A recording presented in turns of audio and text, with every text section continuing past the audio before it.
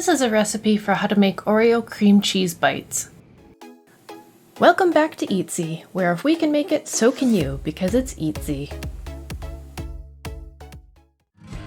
All you'll need is a package of cream cheese and some off-brand Oreo cookies, though if you're feeling particularly fancy, you can go and buy name-brand Oreos.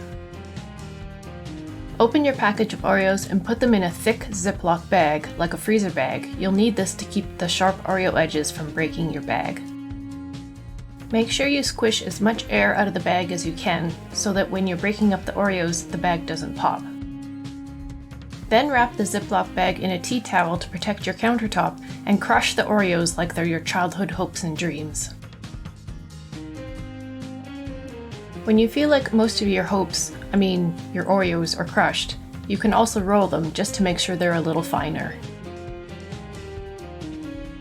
Next, put your whole block of cream cheese into a medium-sized bowl. Mix it thoroughly with a hand mixer until it's creamy, and then add in your Oreos. Hand fold the Oreos into the cream cheese with a spatula or spoon.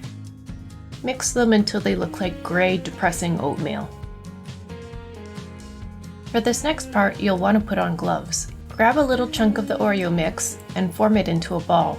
You may want to make yours smaller than mine because they are quite filling once they're complete. Roll the mush into a ball shape and put it on a cookie tray that you've lined with parchment paper. Put the tray in the fridge for 15 or 20 minutes to let them firm up. Next, pour a cup of chocolate chips into a microwave-safe bowl and melt them in the microwave at 30-second increments.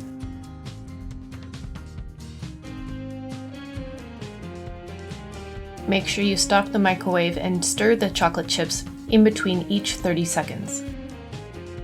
Then roll each Oreo ball in the chocolate with a fork until they're evenly coated. When you're done coating them, you can put the tray back in the fridge to let them chill and help the chocolate harden.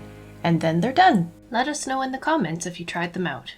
Thanks for watching. Subscribe and give a like if you want to.